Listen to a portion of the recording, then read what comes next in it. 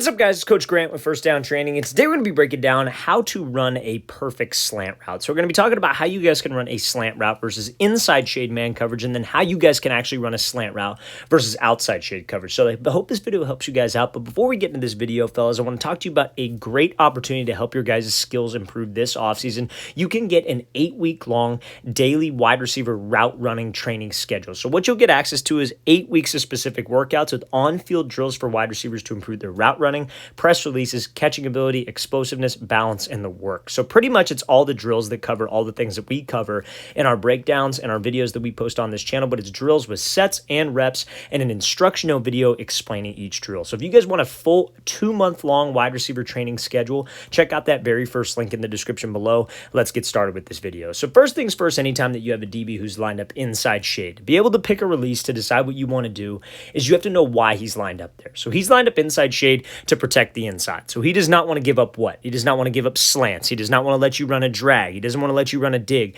And especially on the goal line when you have this kind of inside shaded coverage here, he really doesn't want to give that up because that means he doesn't have help to the inside. But a common route that receivers run on the goal line are slants. So how do I get separation on this? So we're going to play this full speed here. So he decides to go with this like slide hesitation release, and then it builds into a diamond release. But mainly he's attacking outside shoulder, trying to make the DB think fade per usual. So let's play this thing full speed. So he hesitates and then takes 3 hard steps to the outside and gets that DB to flip.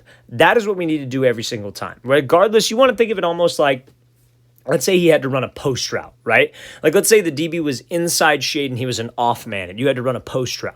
You'd want to attack his outside shoulder. He flips his hips, then you slip back underneath. Same thing. It's just a little bit closer scale now, right? So what Thomas does a great job of is when he does this slide release right here, he's making the DB think that it could be a slide slant. It could be a slide and take off and go, but ultimately he does a slide into a diamond. So maybe as a wide receiver and on slant routes, fade routes, especially routes on the goal line, you have to make your routes look the same.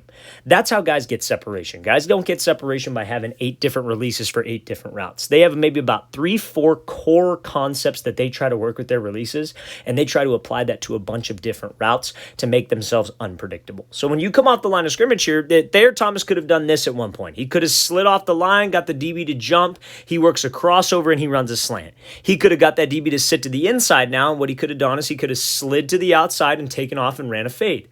Now, another thing that adds it, icing on the cake, is he comes off the line of scrimmage, he slides, then he takes off 1, 2, 3 on that diamond release, 45 degree, making this DB think fade and slip back underneath. So the key to running a perfect slant, the key to running any kind of slant against inside shade coverage is you have to attack the outside shoulder. A lot of wide receivers, what they try to do, especially when it's this type of coverage where there's some space, is that they'll try to attack the leverage of the DB.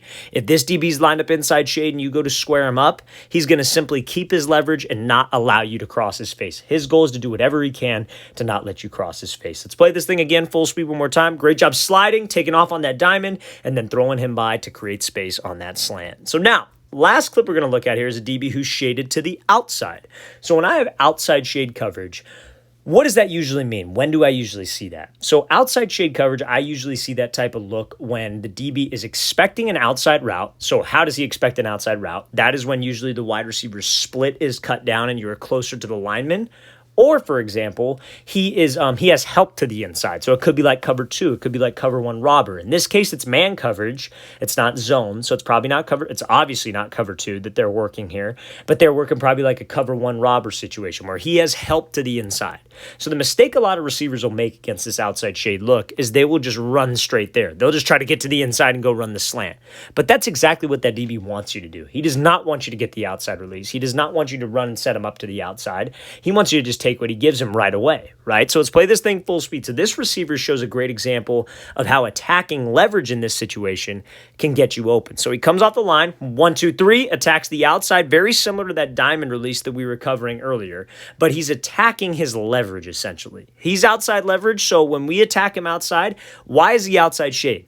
to prevent the outside route. He's outside shade because he doesn't want you to run a fade because he doesn't have any help over there. All of his help's inside. He wants to force you the best he can towards his help and make it a very small throwing window for that quarterback. So when I come off the line here and I attack this guy to the outside, he's going to do whatever it takes to protect it. So he's going to be over anxious to jump outside. I can put the brakes on, and you see when I widen him like this, I'm widening him from his help, and I'm creating a bigger throwing lane for the quarterback to give me that shot in. So anytime, fellas, that you have an inside breaking route against outside shade, you want to make sure that we attack him, but more importantly on a slant, because a lot of guys will just run the route.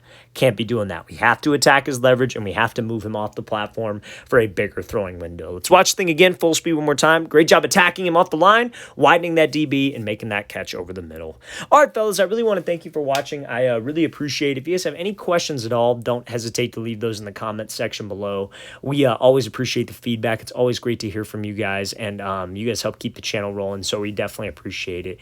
And again, fellas, if you'd like a 2-month-long schedule with all the wide receiver drills that you need to be doing, all the things with sets, repetitions to improve your overall game, check out that very first link in the description below. I'll see you guys next time.